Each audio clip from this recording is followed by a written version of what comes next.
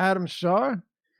5-game slate. Not exactly the prettiest, but we're here anyway because this is what we do, and we're glad to have you with us. Adam, it is the last day of 2018, my friend. Yeah, can't wait for 2019 to start. It has not been the best DFS year for me. Well, we turn the page, we turn a corner, but first we've got one more slate to take care of and get out of the way. I tell you what, you still have Davis and Harden and Westbrook and KD and Curry and George and Karl Anthony Towns, a number of those guys I really like. But this slate overall, if you crossed, one or two of these games off the schedule, maybe save for one player, I might not even notice they disappeared. Yeah, I definitely said it to Josh. I don't remember if I said it to you too, but I keep like crunching lineups and then looking at my exposures and seeing how high I have some guys owned. And I'm just like, I have to have messed up my projections or something. Like, there's no way in hell I want this guy. But it's just that there's like 3 good plays on the slate. Yeah, pretty much. Well, what do you say we get into it then? Yeah, let's go. All right. Well, we've got Houston and Memphis, 7 p.m. tip-off. And James Harden, not the easiest matchup, but he's James Harden, and it really doesn't matter. In these 4.5 games that Chris Paul has missed, last 4.5 games that Chris Paul has missed, he has ridiculous numbers. 17.5 3-pointers per game, 30 field goal attempts, and 65.5 fantasy points. But on the season, and you could go back to last year as well, but on the season, 42.3% usage, 53% assist rate, 1.76 fantasy points per minute, Adam. So I'd like to know what are we doing here with Harden? Tough spot, but my God, is he good? Yeah, and then also Eric Gordon's out, and if you run, obviously not as big a sample size, but if you take Eric Gordon off the floor with Chris Paul, you start to push a 44% usage and 56% assist percentage for Harden. So obviously a really difficult spot in terms of the defense that he's facing and just the really unappealing pace that Memphis normally plays at. But he's still doing everything for this team. And even if you have, Houston with like a 103 implied total, it's still 103 points that James Harden's going to be contributing most likely a lot of in terms of scoring and assists. So he's still my highest projected player on the slate. I do think that this is the first slate since Paul's injury where if someone told me they prefer Anthony Davis, I wouldn't tell them they're insane. Like I really thought people were when they were playing Giannis over Harden at the same ownership. I don't think that's the case tonight, but I do still have Harden projected as the highest score. I don't think it's the case either, just because while Anthony Davis doesn't have the same usage as Harden does, he just is also very capable. Defensive stats aren't worked into this, right? So when you get like a 5 block, 3 steal, 14 rebound, 6 assist, 40-point game from Davis, he doesn't necessarily need 40% usage. And over the past 3 weeks, the dude is averaging 68 fantasy points. He's producing 1.7 fantasy points per minute over that span. So Davis is equally enticing here. We'll get to him one of the last games on this slate, but it really just boils down to this, Adam. Yeah, it's a difficult matchup. Memphis plays at the slowest pace in the league. They have a top 6 defense, but I'm getting tired of saying it. You just a guy playing 38, 40 minutes in regulation, taking 30 shots and 18 threes per game. It kind of doesn't matter who you're playing. Yeah, exactly. Opportunity is still the most important thing, especially for someone as talented as Harden and someone who can contribute in so many ways. I mean, it's not like he can't go out there and throw up 10 rebounds from time to time as well. I think he actually did it last game. So, it's still just. I think he's also a better play on DraftKings than FanDuel. On FanDuel, you alluded to Anthony Davis's defensive stats, and that makes Davis more valuable there. But also with no triple-double or double-double bonus and a full point deduction for turnovers, I think it does take away from Harden a bit. Yeah, pretty much. It does, but I guess all I would say is you don't overlook him just because it's a tough spot. He has carved up difficult matchups very recently. Actually, he dropped 32. He dropped a 32 point, 12 rebound, 10 assist triple double on Memphis 2 weeks ago. Dropped 47, 6-5, and 71 against Utah. 67 against San Antonio, 65 against OKC, 60 and 45 real points against Boston. It hasn't slowed him down whatsoever. Yeah, I So mean, the guy just shot like 60% from three against Boston like 2 games ago. yeah, well, and the funny thing is, his second half was rough. He got off to a super hot start in the first half. The third quarter, he did nothing. And then, of course, he erupted. He only made 2 non-3-point shots for in that game. He only made 2 2-point field goals in that entire game and had 45 points. Yeah. So he gets it done in a variety of ways. No reason to back off just because it's a tougher matchup. What about the rest of Houston, though? Because this is where it does get a bit trickier. Some of these guys have seen their price points drop, but Memphis does play at a crawling pace, and they do have a strong defense. And not everyone on this team has a 42% usage rate, Adam. Yeah, so still waiting on news here that even though it feels like it shouldn't matter, it does, in that James Ennis is questionable. If James Ennis is out, then it just opens up even more wing minutes here, where I already think Austin Rivers is going to play around 36 minutes. It's Austin Rivers. Much better play on FanDuel than DraftKings, just because you can drop him and because he's 4,900 on DraftKings. But where Ennis, I think, really comes into play is that Gerald Green can push 30 minutes here too if Ennis is out. And Gerald Green's still 3,700 on DraftKings. Not that he's, a great player or anything either, but on DraftKings, he's $1,200 less expensive than Rivers. And even on FanDuel, I think that Rivers is going to be the guy that everyone looks to because he's been playing big minutes for the last few games, whereas Green, could probably come in at a little bit lower ownership. So if Ennis is out, then I have interest in Gerald Green. If Ennis is in, then it makes guys like House, Ennis, and Green all much less appealing. Yeah, I agree. I won't even go any further on that. I will say one thing, though. Austin Rivers, yeah, he's getting minutes, but I still have 0.00% interest in him on DraftKings, where he's $4,900. Yeah, I mean, if I'm playing 150 line, it's a 5-game slate, so I don't want to say I have 0.0% interest and then someone be mad when he's in one of my lineups. I have 0.0% interest in actually wanting him in that lineup. He would be in some, but it's not like I want him there. It's just that there's only so many players. Sure. Yeah. It's a shame you have to cover your ass there, but I see what you're doing. I think I would. Tyus Jones was preemptively priced up based on the Rose news and such, and they're on the second game of a back-to-back. But and you've got a spot where Teague and Rose are doubtful, and Tyus Jones is probably going to play 36 minutes in the starting lineup without a James Harden on his team. I'll pay an extra $100 for that. Yeah, no question that Tyus Jones is a better play here than Austin Rivers. And even the whole, well, would you pivot to Rivers in tournaments because he's going to be less owned on DraftKings? You still have to ask yourself, what's the upside there? Even if Rivers has a solid game, first of all, it is still against Memphis. How well can he really play at 4,900? Given that, 12 shots is his max, it's hard for me to see him, really jacking them up. And in terms of assists, he finished with 10 points, 5 rebounds, and 7 assists the other day. You can't tell me that it's probable that he repeats games like that, just given that he's going to play a bunch of his minutes alongside Harden. And it's kind of where I'm at. I don't see him being a viable upside pivot, just because he's lower owned. Yeah, I don't think that. Yeah, I agree with you. Raboshua says, ship my money. Whoa. If you have zero interest in Rivers being in your player pool, why not remove him? Because I don't remove guys from my player pool. I just use my projections. And my point is, you're saying you have zero interest in making an effort to get him into lineups. Is what I know exactly what you're saying. Yeah. If he comes into your line, yeah. I was taking a bit harder stance than you are on that. It's pretty clear. Yeah. What about if I'm making 3 lineups or something, Austin Rivers is not going to be in them. If I'm playing 150, 20, he's not. If I'm making 20 on DraftKings, he's not in them. Right. I'm just saying if there's 150, he probably ends up in something. 5 of them. Yeah. Right. I hear you. What about the other side with Memphis? DraftKings pricing is appealing for Gasol and Conley. We've seen their minutes up lately. Gasol's minutes had kind of dropped off when Joakim Noah came over, but now he's back up playing 34 to 36 minutes most nights.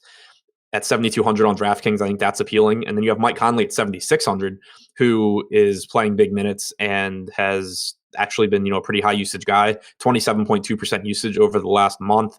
I think he actually stands out as a pretty good play on DraftKings. And then, behind that, kind of just secondary options. Kyle Anderson is okay at 4,800. I hate rostering him, but he's playing big minutes and he could do some stuff on a slate that really has no value. And then Jaren Jackson at 5,300.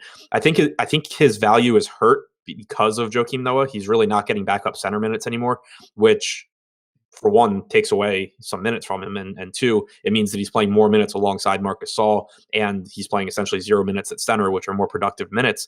But at 5,300, he's still just a talented player that can go out there and outperform that price tag. Yeah, and another thing too is that it's not a very deep slate. Like even the deeper positions aren't that deep. And Jaren Jackson, if he gets off to a solid start, doesn't have 2 fouls in his first 6 minutes, or that's actually pretty that's a conservative estimate, then I would feel all right saying that he could give you 30 minutes. And if he does, he's a decent enough per minute guy to get you where you need to go. But I think you would agree he's a tournament play. Yeah, no question. All right. I don't really have a ton of interest in Memphis. I don't disagree that some of these price points are really nice. Like Marc Gasol at 7,200. He's a perfectly fine play. No issues there. The problem is there are a couple of other centers on DraftKings that I also feel are underpriced. And with Mike Conley, I have a little bit of interest in Conley, especially now that Rose is doubtful. I could tell you right now, if Rose was in and Teague was out, I was going to have a lot of Rose at 6,700 at him.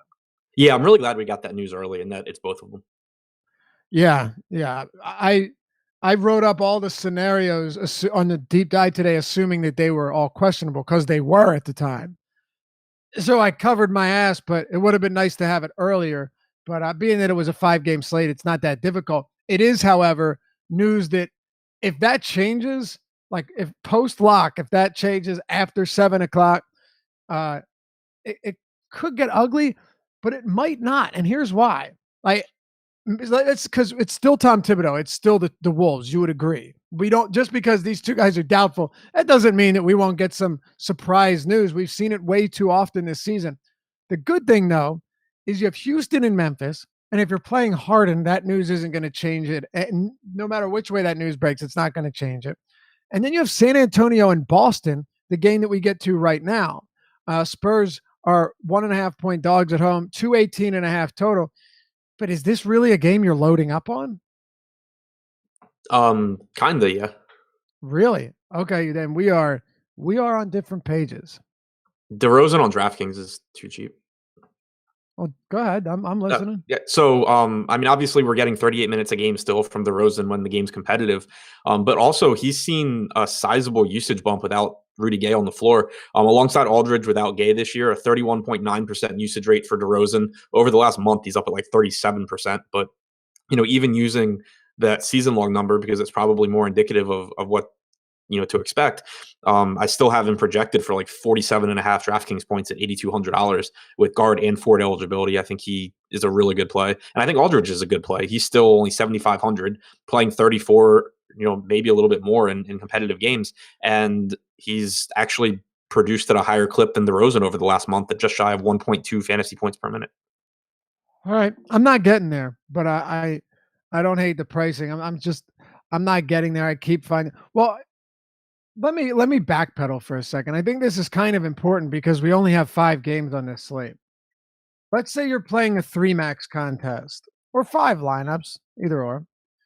Because you just mentioned if you have 150 lineups, it's a lot different. And not everyone that watches our shows is playing 150 lineups. Hell, a lot of nights I don't. A lot of nights I'll play 3 or 4 or 5, and I know you do this. I know you do the same at times. Is this still a spot where if you're playing 3 or 4 or 5 lineups that you would be as high on the Spurs players? So before the show, I just ran like a baseline crunch with my projections to try and get an idea of, how lineups shape up. I ran about 200 lineups. I capped everyone at pretty much everyone between 20 and 30%, except for like all my guys, at the top. And my highest owned players in those lineups were Harden, Towns, Randall. DeRozan was 4, Ayton was 5, Aldridge was 6. Okay. So then, yes, you would. Yeah. Okay. And then, yeah, there you go. Um, yeah, I'm not getting there as much. They are affordable, but I'm still looking elsewhere in most of these spots, and I will get to those games.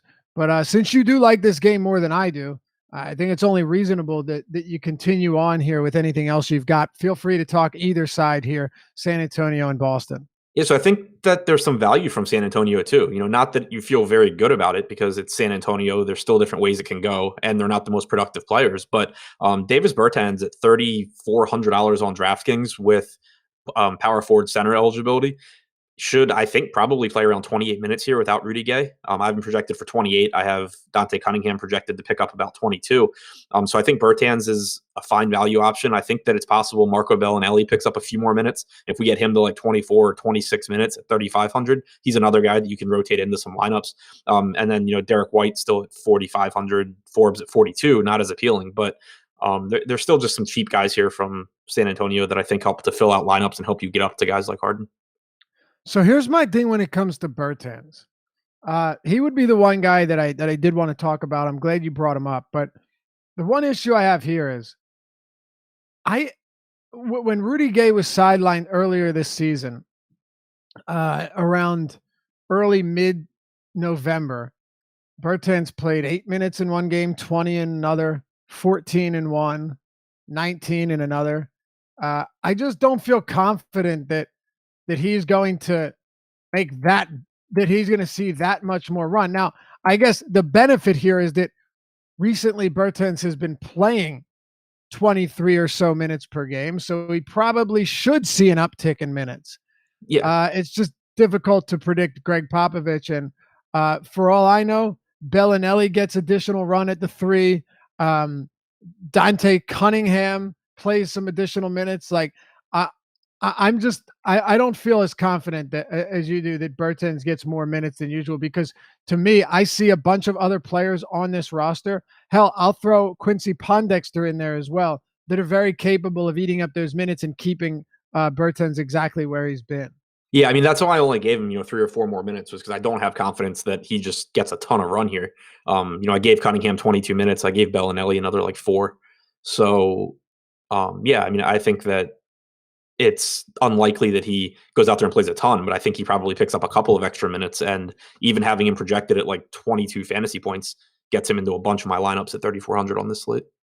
All right. And value is scarce. So again, I can understand it, but all I'm saying is I don't see this as a 1-for-1 deal. Whereas in other teams, if a player is out, that this guy's going to soak up the majority of minutes, right? Right. In this case, maybe 4 or 5 extra would be appropriate. It's just a lot of those minutes could go to Cunningham or Pondexter, who haven't been playing a lot, but have also had games where they play upwards of 27. So Pop isn't necessarily afraid to play them in a spot like this, where you can play slow and you might want some additional defensive help. They might actually help them out, but we'll see. What do you got for Boston? Not a lot. I'm much less interested in the Boston side just because I think their pricing is better.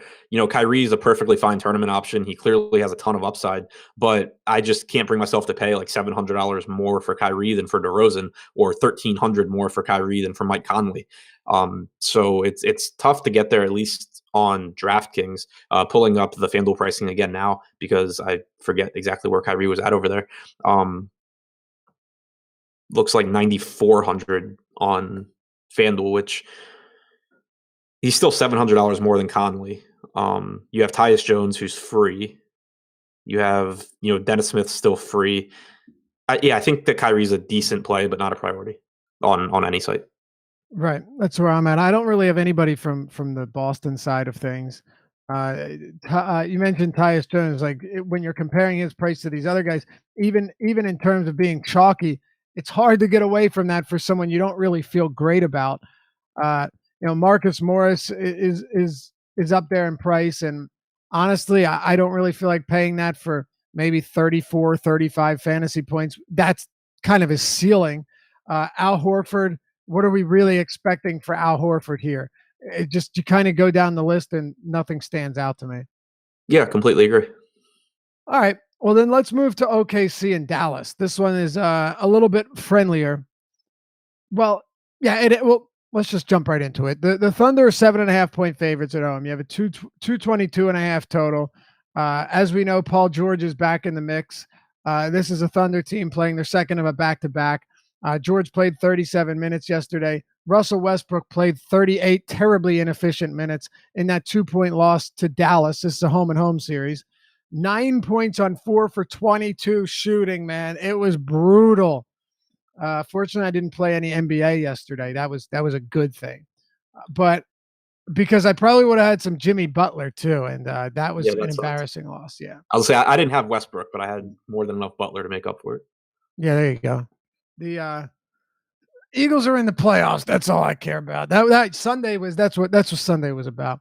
But Paul George, Adam, I think he kind of goes overlooked, and I fully admit it. It's going to be tough to get there today. The only reason I bring him up is because on the season, he still has a 30% usage rate, a 19% assist rate, 12.5% rebounding rate, and he's producing 1.42 fantasy points per minute. Really solid numbers for a guy that's averaging north of 35 minutes per game. Now, the reason I bring this up is small forward is bad today. I mean, this position is super shallow, which is why I'll probably entertain some Wiggins at small forward on DraftKings, and a few other guys, maybe even a Mikal Bridges, because it's rough. But I want to at least talk about George here because the position, the lack of depth, and then we'll move on to the rest of this team.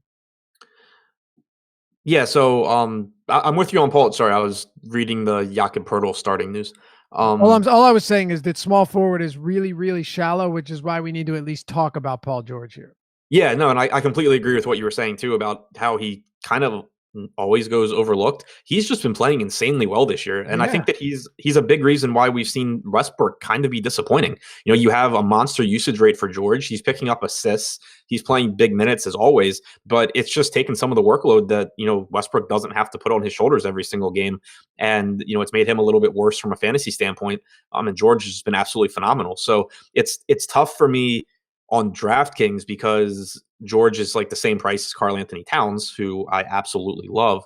But on FanDuel, where you have to roster the two small forwards, the position is really bad. Like you said, we do have some value opening up with James Ennis just ruled out as well, confirming that Gerald Green should play a bunch of minutes. But yeah, George, I think if you can get to him, by all means, I think he's a good play. So do I. Getting to him could be different or difficult, but it's not. I mean, this position's rough, Adam. Like, it really is. Our ownership projections, last I looked, let me pull them up right now on FanDuel, because last I looked, Robert Covington was the highest projected owned small forward. And $6,500. I get it on FanDuel. That's not terrible, but it's not exactly pennies either. 65. He's right now projected for the highest ownership at small forward. Paul George second at 21%. So yeah, I really don't have an issue with Paul George. I just think he's been remarkably consistent this year, and as we both said, continues to fly under the radar. Here's what we're going to do here. We'll close this game out, and then we'll circle back to this San Antonio news, and then we'll finish the other two games so we can kind of stay on track. But let's get this one out of the way first. The rest of this team, Russell Westbrook, I want to point something out to you that I found really interesting, Adam. Last show, I broke down and we talked about how Westbrook, even himself last year, said that the new delay of game rules have really messed up his free throw shooting, right? And it's been bad. I mean, it's even worse this year. He's been just incredibly rough from the line, 60%, but he's not getting to the line a lot either. The interesting thing, though, is Westbrook is attempting more shots at the rim than he has since his rookie season. And he's shooting a phenomenal 65% from the rim. For a guard, that is a really solid number. So I saw him against Phoenix decimate them on drives to the rack. He's averaging like 16 drives per game. The reason I bring this up is because I expect Westbrook's actual point totals to see some positive regression going forward for a guy that's taking almost 40% of shots at the rim and knocking down 65% of those. He's too talented. He's too athletic. He can jump out of the gym. Guys like that should start scoring more. Yeah, he's a poor 3-point shooter. Mid-range, he struggled this year. But that alone should be enough to get him where he needs to go. The problem is you have James Harden without Chris Paul and Anthony Davis facing the Timberwolves today. So there you have it. Yeah, exactly. It's just really tough for me to get to Westbrook when you have Davis, when you have Harden. The thing, like if Westbrook's ownership drops a lot as our ownership projections update, then it becomes interesting. But right now, where he's just lumped in there with Harden and with Davis, then you're basically just playing projections at that point, and I haven't projected third. Yeah, I love Russell Westbrook, and I know that he can post monster numbers. We all do. He's averaging a triple double for the third straight season. I mean, not many guys can do that. Actually, nobody really does that. But he's, I guess what it comes down to is are you getting enough of a discount on him? Like, let me ask you this, Adam. On DraftKings, he's 11,000, Harden's 11,400, Davis is 11,500. So they're $500 within each, from the highest to the lowest of those three. On FanDuel, Westbrook's 11,700, Harden's 12,600, and Davis is 12,700. So there's $1,000 difference there. Does that do anything for you, or would you still rather get up to Harden or Davis on FanDuel? On FanDuel, I still have it Harden, Davis, Westbrook, but I have it a lot closer than on DraftKings. Okay. Yeah, and I think you have to, but it's still tough to put him ahead of either of those guys. Do you put anybody else from this Thunder team in play today? I think Dennis Schroeder is actually a pretty interesting play. I think he gets 30 to 32 minutes, and the price tag's just cheap enough. He's only 5,800 as a shooting guard on FanDuel. He's 53 or 5,400 on DraftKings, and I think he's appealing just because you have Oklahoma City with a 116 implied total, which is the tied for the second on the slate with New Orleans. You have Westbrook, who's priced in a range where I don't really want to get to him. You have Paul George, who I think it's going to be difficult to get to. Steven Adams isn't a priority for me. So I can go to a guy in Schroeder who actually does have upside, is playing on a team that should score a bunch of points, and is by far the most appealing in terms of price tag. So Schroeder's probably the guy that I actually get to the most here. Okay. I don't hate it. Schroeder's been another one of those guys that he's going to be inconsistent, no question. He's playing with two high usage players, one of whom is Russell Westbrook. But the minutes have still been there. He's still getting opportunities. I mean, yesterday, 19 field goal attempts, 33 minutes. He's still getting good run, and he's getting some run with Westbrook off the court. So I do think that's a cheap enough price point. And a nice pivot off of some of these guys like Jones. If you want to pivot there to Schroeder, I don't have an issue with that because it's not like Tyus Jones is projected to drop 50 fantasy points, but I'd much rather go there than at Austin Rivers. I can tell you that much. On Dallas, it's tough for me to get to Doncic here. Maybe you have another opinion on him. Dennis Smith Jr. is still basically the minimum on Yahoo, but DeAndre Jordan is $6,100 on DraftKings. And I got to talk about this for a second because I know he's not having an amazing season, and it's not a great spot against Steven Adams, who makes life difficult on opposing centers. But Jordan is producing 1.15 fantasy points per minute on DraftKings this year. He's ninth in basketball. He's got 23 triple doubles. He's second in rebounding. Like, he does a lot of things that can make a $6,100 price tag really easy to beat. And he's playing 35 plus minutes per game. So I don't know. I feel like 6,100 for Jordan, even if you don't like this spot, is still really cheap. Yeah, it's cheap, and I don't like the spot, but I'm sure I'll get some, and I'm fine with it. I think that he gives you a pretty decent floor for how cheap he is. It's just that I think it's pretty unlikely that you get monster games out of him, really ever, but especially here. On DraftKings in that initial crunch I did, I have him. I got less of him than Towns, Randall, Ayton, Aldridge, Looney, and then it was basically like him and Capella. Okay. Yeah, I guess my thing is, like, in a matchup like this, because I don't like Aldridge's matchup that much either.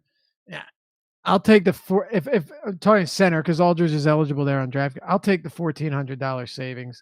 That's pretty much where I'm at.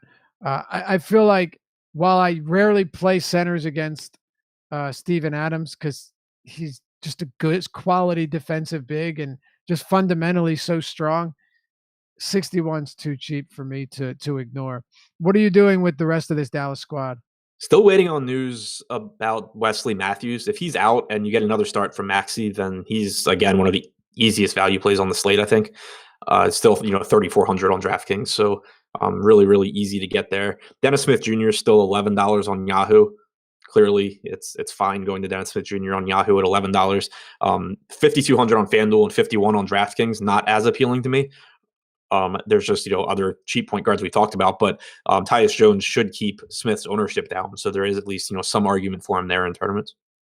All right. Anyone else from Dallas? No, not as a priority. All right. Somebody mentioned that they would stack Luka with Jordan to get the assists. I don't really see there being any real positive correlation there. Jordan doesn't score enough points to make it that much different. Dennis Smith's back in the lineup. I mean, if that's the case, you're hoping for what, like an additional 3.5 points, 4 points or something. I don't think the connection there is strong enough to glean any serious positive correlation. Yeah, no, I mean, I agree with you. It's not a spot where I want to make a less than optimal play. Like, I don't think there's going to be enough correlation where it makes up for, possibly making a bad play. All right, let's move back for a second. Jakob Poeltl, my boy, is starting. And this is a beautiful thing. Although there's really a good possibility that he plays like 15 minutes. So I'm not getting my hopes up. I can tell you that much. But let's at least break this down. Poeltl is starting in place of Rudy Gay, which is do we have the starting lineup? Is it like are we gonna is Poeltl gonna start at the 5 and Aldridge at the 4? I'm assuming, but I haven't seen. Well, it seemed like a weird lineup to play against Boston. Like Pop's going bigger against Boston. Yeah, it's weird. My guess is that he's doing it so he can get Pau Gasol minutes. I guess. It's still strange. I don't know. I and find because this Dante Cunningham. I mean, they are good with Poeltl on the floor, and Dante Cunningham sucks. Like, I don't know. Yeah. All right. Well, what do you see happening here? Yeah, so I mean, it's you kind of alluded to it. It's purely a guessing game because now you just have kind of Pop already doing something that doesn't make a ton of sense to us and that we weren't expecting. So I mean, I'm guessing that you get around 24 minutes from Poeltl, you get like 18 from Gasol, and then you get Aldridge playing the rest of the time at the 5. So basically, whereas before I said I had Cunningham projected for 22 minutes, I just threw those minutes basically to Pau Gasol and then added some on to Jakob Poeltl. I cut a couple minutes from Bertans and Bellinelli so that Bertans is at like 20. They're all at like 24 minutes now. So it's still, I'm fine rotating all these like sub $3,500 Spurs and assuming one of them probably plays reasonably well, but I just don't have really confidence in which one it'll be. And I do think it's a spot where if I assume Poeltl's going to be the most popular out of the group, and that's fine. But pivoting and having some of these other guys is certainly a very reasonable stance to take in tournaments. Honestly, it's so I don't. Here's what I'm trying to figure out here. Pau Gasol, he hasn't seen the floor since he's been healthy. So what are you putting him at? What did you say right now you have him at? I'm like 18. 18. All right. Interesting. I can't see him getting higher than that. No, I was thinking lower than that. I was putting him around like 12 or 13. Yeah, We'll see. Well, the reason I mentioned, if Pau Gasol played 18 to 20 minutes, like I would play him at 3,400 over Poeltl and Bertans. I really would. Well, that's why I put him at 18. Like I'm playing all those guys, but if I put him at 12, I'm not getting any. Yes, exactly. No, you couldn't. He's a decent per minute guy. He's not Boban Marjanovic, so that's a little bit different there. Plus, we don't even know if he 18 minutes is totally a guess. Yeah, absolutely a guess. All right, let's talk about. We got 2 more here: New Orleans and Minnesota. This has a lot. The Pelicans 5.5 point favorites, 226.5 total. A nice game here between 2 teams that play at a pretty elevated pace. Anthony Davis on one side, Karl Anthony Towns on the other side, coming off playing a second of a back-to-back, but coming off his best game of the season, 34 points, 18 rebounds, 7 assists, 6 blocks, 3 steals, a foul out, and 86.5 fantasy points. Just a monster performance from Towns. They're on their second of a back-to-back, but we've got a doubtful Derrick Rose, a doubtful Jeff Teague. Let's start with this Minnesota team that, in my eyes, has a lot of really quality options today, chalky or not. Yeah, I mean, for me, well, I guess it starts with Tyus Jones just because of the price tag. Obviously, a key piece in building lineups here. It opens up the door on a slate that really has very little value. It's an appealing game for Minnesota going against a fast-paced New Orleans team that isn't great defensively. Jones, not a high usage guy, but he should just play monster minutes here as long as Teague and Rose actually sit. You should see 36 to 38 minutes. And at his price tag, you still don't need him to, do that much to do well for you. So Tyus Jones, obviously will probably be one of the most popular guys on the slate. And I think it's a perfectly fine play. I love Towns again, though. He's already just a usage monster for this team, and he also picks up assists and rebounds. But now you take Rose and Teague off the floor, and you start looking at almost a 30% usage rate for Towns, also an assist percentage up near 20% to go along with a near 20% rebounding percentage. It's just that he becomes the entire offense.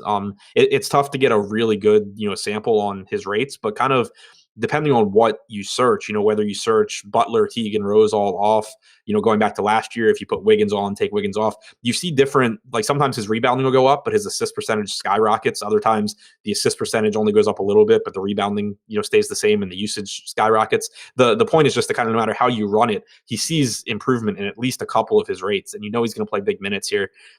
He's still really, I think, too cheap. His price tag actually came down to 9,300 on DraftKings. I absolutely love Towns here. He's right now my second highest owned guy on the slate.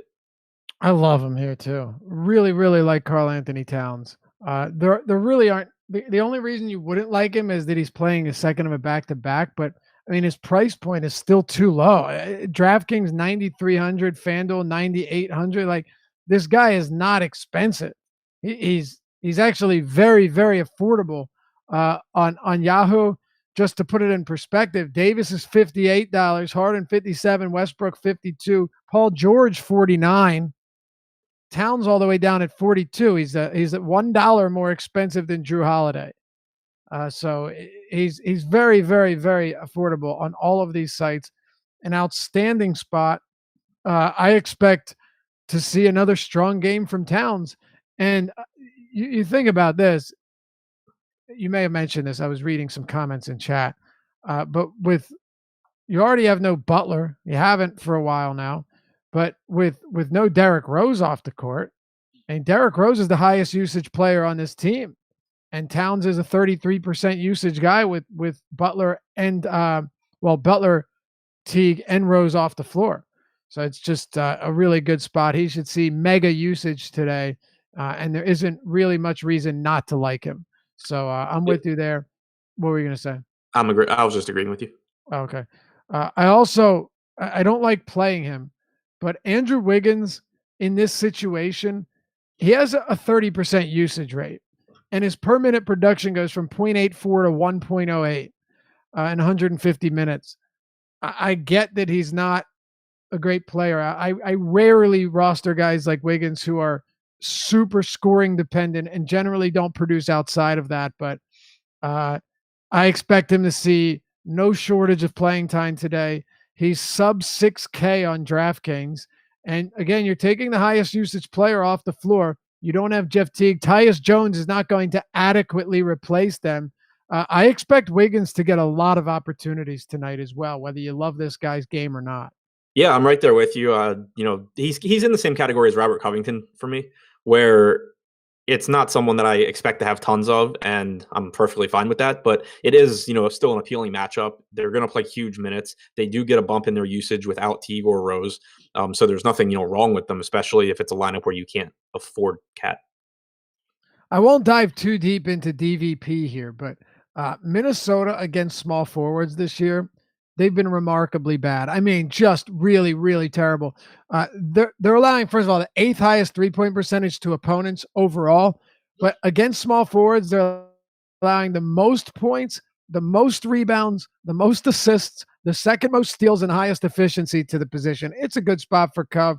It's a pace up spot even for the Pelicans. I don't love paying this much for him, but with those guys out the court, I expect to see more opportunities as a scorer. The Pelicans turn the ball over enough that where he's active hands, getting in passing lanes should pay off. This is a team where from Towns to Wiggins to Tyus Jones and Covington, I think all of them are very viable plays here in one fashion or another. Yep, right there with you. Anybody else for Minnesota? I'll probably have some Taj Gibson just because he's cheap, and yeah, that's really the only reason. All right, yeah.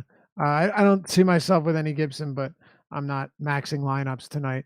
On the other side, let's start with Anthony Davis. What do you have here?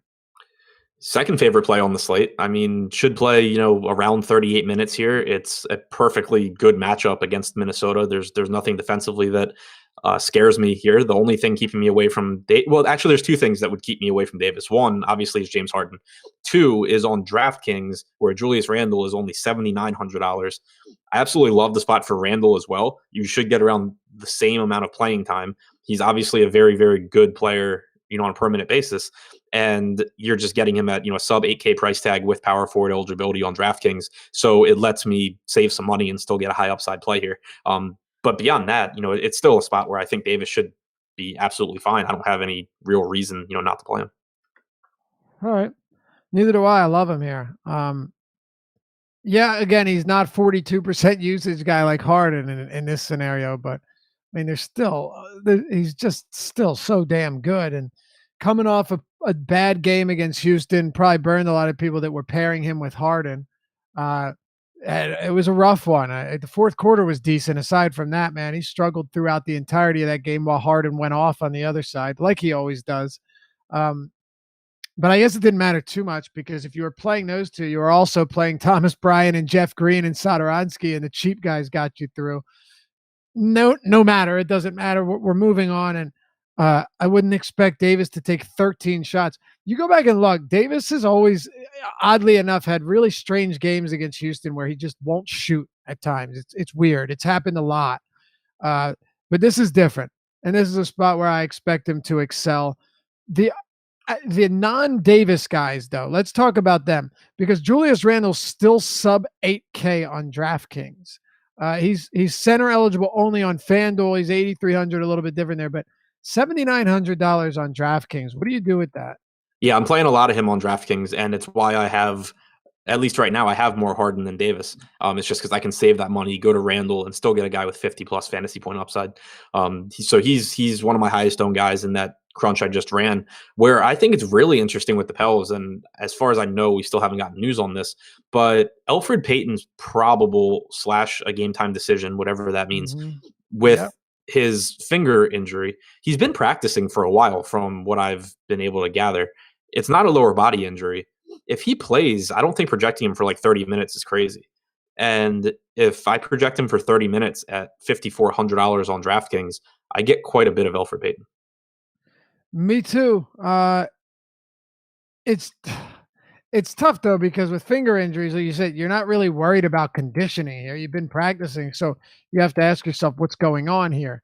But also, I do wonder, does somebody like Tim Frazier still? His minutes have come down anyway, so I guess that's really not much of a concern.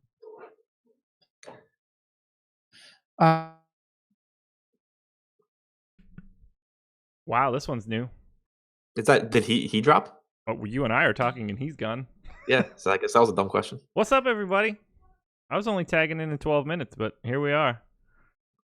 Oh, Laffy. Connection lost. Are you connected to the internet? I am, everybody. I don't know about Laffy. So he's talking about Tim Frazier for reasons I don't know. That's probably why his internet threw him off. Right. Yeah, I guess you're saying that they didn't, like, with Frazier in the rotation, they could keep Payton's minutes down, but I think he was in the process of saying Frazier's minutes have been cutting down anyway, so I don't think that's a concern. No. Really, it's just, to me, how risk averse are you with whatever Alvin Gentry's going to do with Payton's minutes? Like, he easily could play 24 minutes, but I think that, especially assuming he's going to be projected for very low ownership, that I'd rather, on a slate this bad where there's not a lot of good plays, I'd rather take a chance on getting like the ceiling Elfrid Payton game at 5,400. Is that the message from Laffy in here? Nope, nothing from Laffy. He's just dead, I guess. All right. Well, I think connecting. There he is. I did it again. We need to ship somebody else a router today. I kicked. It's not my internet. I kicked my fucking charger out again. I must have done it with my foot. It's down me. I just moved the wires. This won't happen again. To be fair, this is the perfect way to close out 2018. No, the perfect way to close out 2018 would be Adam dropping and not coming back. But gotta mix it up. I'm fine. I'm fine to do the honors there. What I was asking you, yeah, thanks, Josh. What do you do with the rest of New Orleans? You talk about Peyton. Is there any interest in Holiday? Obviously, we both like Randall at 79 on DraftKings. He still has a 28% usage rate with Davis on the floor, so it's not a concern. But what is anyone else outside of Peyton here? No. All right. I guess we've covered this game. The next one gets a little interesting here. Now, it's the next one and the last one, of course. And Live Before Lock coming up next, by the way. Our boy Josh Engelman going to carry up till 7 p.m. on this New Year's Eve. The Warriors 10-point favorites now, 230.5 point total. This one has climbed throughout the day. I got to tell you, looking at this game, I have some real interest in a bunch of players here. And one of them, I'm going to let you rattle off the stats you sent to me today. I'd also talked a lot about that in the deep dive. DeAndre Ayton has Kokoschko's probably said, like, look, Rashawn Holmes probably shouldn't be playing as many minutes or close to as many minutes as Ayton on some nights. But now Rashawn Holmes is doubtful. So you look at the center rotation here. Tyson Chandler's been gone for a little while now. So you've got Ayton. You have no Holmes, and now you're looking at, like, I don't know. Is Ryan Anderson still alive? Dragan Bender, right? Eric Moreland. Is this guy up or down? Is he in the G League? Who the hell knows? I feel like Ayton, even in a spot where you don't love to play opposing teams or opposing centers, is seeing his minutes trend up significantly. He's playing 32, 39, 34, 39, 32. The minutes are very consistent lately. And he's been way more impressive, but the rebounding numbers are particularly impressive lately. Yeah, so I mean, the minutes being up is obviously a huge thing. Like you said, he had basically said he had hit the rookie wall, and he was playing like 26 minutes a night. And then I guess he got through it because now he's back playing. You just read off the numbers, playing huge minutes. There's 39 minutes last game. It was not overtime. He played 39 minutes in regulation against Denver in a game where most of the starters actually played huge minutes. But the thing that really stands out is, so since Devin Booker came back, which is an 8-game stretch, and admittedly a arbitrary point because I don't think Devin Booker actually has anything to do with it. But DeAndre Ayton has a 23.7% rebounding percentage over that stretch. And there had been talk earlier, like fairly recently though, about Ayton really struggling to box guys out and really struggling to rebound. So I'm wondering if, like, I'm guessing that maybe someone got in his ear and got to him and, taught him or got him to start, actually boxing out these guys who are bigger than college players, who he actually has to put a body on. He can't just like move out of his way with one arm. Because since Booker came back, since over those 8 games, DeAndre Ayton has 25.2 rebounding chances per 36 minutes, and again a 23.7% rebound percentage. Up until that point, so from the start of the year until December 14th, 16.8 rebound chances per game for DeAndre Ayton. So something has changed there. I don't know exactly what it is, but the difference in rebound chances per 36 going up so massive. Much. Yeah. And then also, his rebounding percentage increasing. Like I'm comfortable saying that something changed and that we should be projecting him differently than we have for most of the year. Something had to have changed. There's no question. You have a lot of these young guys that come up. Marcus Chris clearly was never on the same level as Ayton, was never going to be on the same level as Ayton. Funny though, brought up by the Suns, drafted by the Suns. This was a guy that he could not box guys out. So not only defensively, but on the boards, he was useless. And he never really learned how to box players out. And he's basically out of the league by this point. Ayton, that was never going to happen because he's just so ridiculously gifted and athletically freakish, and you name it, this guy is incredible. Like, he is physically one of the most impressive players that we're going to see in a while. Like, just watch him, and he's going to develop into a much better player. But as you pointed out, if those rebounding numbers continue, maybe they come back down to earth a little bit. But if you're averaging even around 20 potential rebounds per 36, that's putting you around, let's say conservatively 13, 14 rebounds per game. And that's a really strong number. He's also, though, this was someone who early in the season, I remember a lot of people would ask questions like, hey, Luffy, his usage, though, it's low. Does that worry you?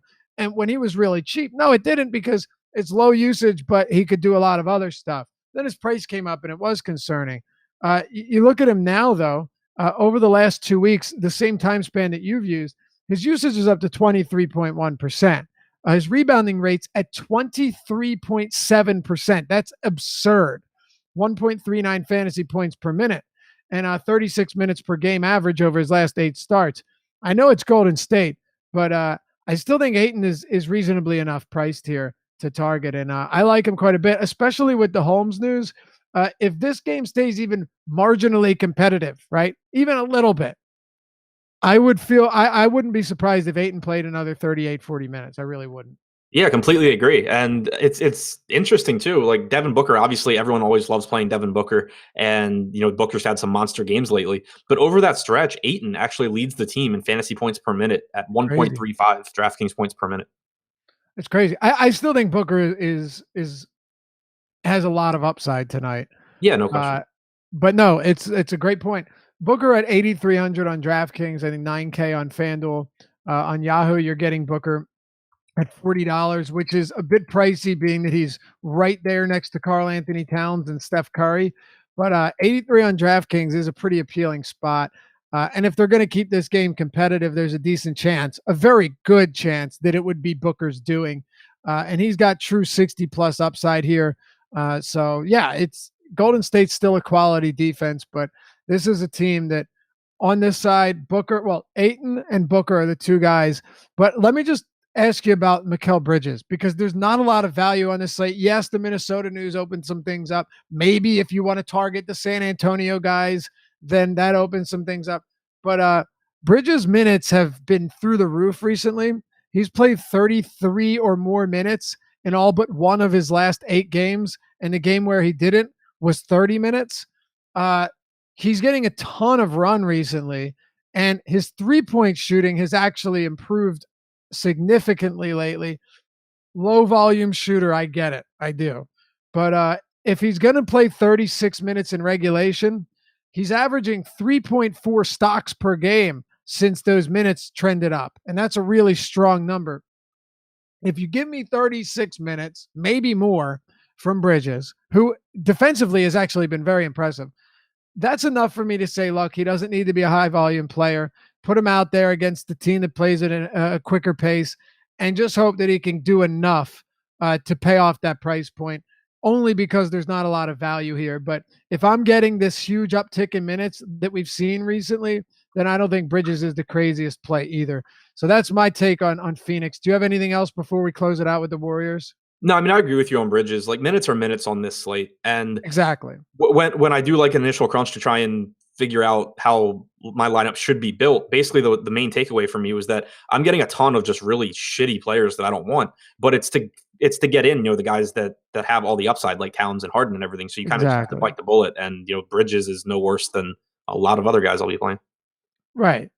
I'm not excited about it at all, but it's not like Bridges can't have a bigger game or a better game than Bryn Forbes, right? Or any of the guys down there, or Josh Okogie. Like, they're all very capable of shitting on you, but they're all also very capable of putting up solid numbers. All right, we'll close it out with Golden State here. Before we do, I just want to let you guys know that if you want to check out awesemo.com for free for a full year, for a full week, 1 full week of free content, head over to awesemo.com. It's AWESEMO.com. You can see it right down there. And click join now on the homepage. Select your plan. Make sure to select the Fantasy Cruncher add-on. because then you'll be able to check that out and everything for the first week and get access to all of our premium content. And then when you check out, use the code Deeper Dive. It's one word, bottom right corner of our screen, under Adam's purdy face. Deeper Dive, one word, and that'll get you access for a week. You can test the waters before you dive in. So hopefully we see it over there. I think you'll like it. But hey, if you don't, it's free. So no harm, no foul. Check it out. Awesemo.com. Use the code Deeper Dive, all one word. And don't forget, check off the best plan, because why not? It's free for a week. All right, Adam. Let's conclude today's show and send everyone into 2019. Golden State Warriors, what do you got? I need to game stack this game a bunch because these guys aren't really jumping out to me, and it's really concerning. It's obviously a really, really good spot. It's just that, while I really like Kevin Durant, he's a little bit more expensive than Paul George if you have the money to pay up at small forward. So I'm getting more Paul George. Steph Curry is, more expensive than all these other point guards that we've talked about. So I'm not really getting Curry. Draymond and Clay are not priorities for me either. So it's a game where I think there's going to be a lot of points scored, and I'm not getting nearly enough of it. So I'm going to force in some game stacks, because I know that if by running crunches where, I'm using my projections and not really getting to these guys, that means that a lot of people will be doing the same thing, and you'll probably get a game with a 230 total that just doesn't have, I'm not saying it'll be unowned, but that doesn't have as much ownership as it would on a lot of other slates, because attention is just focused elsewhere as far as optimal plays go. So certainly going to be game stacking this game. But as far as standalone plays, outside of Kevon Looney as a value play, who I actually do like, yeah, why not? I'm not getting a lot of these Golden State guys. Looney's not going to give you 50 fantasy points or even 40, but or maybe not even 30. But the guy has 20 plus fantasy points in 5 straight games. And if you're just looking for value to get some high priced players, more than one, look, Adam, he's settled into like a 25, 26, 27 minute per game role. And that's really not bad on this Warriors team. No, not at all. And we talk a lot about how in tournaments getting 22 points from someone, no matter how cheap they are, doesn't really do anything for you. This slate is an exception, probably. Yes. Someone will the winning tournament lineup will probably have everyone with more than like 22 points, but they're going to have guys that only projected for like 20 points. It's just how the slate is. If you want any semblance of upside, you have to be taking on these guys that have bad projections. And Looney certainly is one of them. I agree. You know what surprised me, by the way? I'm going to update this to see if it's come through. By the way, Josh said we could run a minute late here since he's going solo. That on DraftKings, okay, so Klay Thompson has now come down to 14% projected ownership. Wiggins at 18. I really thought that Wiggins would be quite a bit higher owned than Klay Thompson, just because no Teague, no Rose puts a big hole in that backcourt. And I was really liking Klay as a tournament pivot here, because Wiggins is still very capable of just going out and doing nothing, right? He still needs to score in order to do what you need him to do. And just because you have higher usage as someone like Wiggins, you can oftentimes not score, and we've seen it. Klay Thompson is very similar. Even though he's averaging career highs in rebounds and steals, he still relies on point totals. And he had been struggling lately, but he's coming off one of his better games of the season, 12 for 21 shooting, 4 or 5 from 3, 32 real points. I think Klay Thompson at his price point, particularly on DraftKings, where he's 6,200, is an interesting play here against the bad Suns backcourt defense. So I'm not sleeping on Klay either. It's not a priority play. He's not someone I've rostered very often, but I actually don't mind Klay if you're trying to get some exposure to this game, because I guess when it comes down to it, as you pointed, these guys aren't popping in your lineups. If you're playing Curry or Durant, you're not playing them because they project as the best point per dollar guys or raw fantasy point guys. You're playing them because you're pretty certain that they're going to be far less popular than the other expensive guys on this slate. Right. So that would be the thing. And I really thought that Thompson would be less popular than we're currently projecting him to be, but even on a 5-game slate. But I still think he's an interesting pivot there. And I still think Wiggins will be higher owned than him by a decent margin. Anyway, Draymond Green, roller coaster ride of a season from a production standpoint, but he is still cheap. He's down at 64 on DraftKings, not bad at all. I think that probably rounds it out for me. And then, well, let me just add with Durant before we get out of here. With Kevin Durant, he's 97 on DraftKings. On FanDuel, he's 10,500. On Yahoo, where there's no MPE either, and small forward. Well, small forward does have DeRozan, but still, he's $48. Is the position weak enough for you to get Durant in, or are there just enough options to where you don't need to? I feel it's the latter. I don't think it's a deep position, but I think there's just enough to where you don't have to squeeze in a high-priced guy that you're not in love with. No, and even if you wanted to just lock in, the high floor at this position, like Paul George is less expensive and really just as good. Yep. From a fantasy perspective. From a fantasy standpoint, recently he has been. Yeah, as an actual player, no, he's definitely not. But I'm with you. All right. Anything else? Anything you want to circle back to before we head out? No, I think that's it. I think that's it. Have a happy New Year, man. You too. Yeah. I'm sure. All you guys. It's all you got. Yeah, we will. It's been a great year ever since we came over to Awesemo. We appreciate all your support. Some of the greatest viewers, listeners, subscribers we got in the industry, and we appreciate all of you for tuning in and watching each night.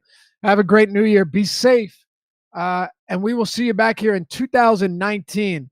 And if you don't mind, hit us with a thumbs up, a like if you appreciate the content and you want to see more of it. It helps us out immensely, more than you would know. And subscribe and hit that notification bell if you want to be around for more content right when it drops. We appreciate you guys. Have a great New Year. We'll see you back here next year on the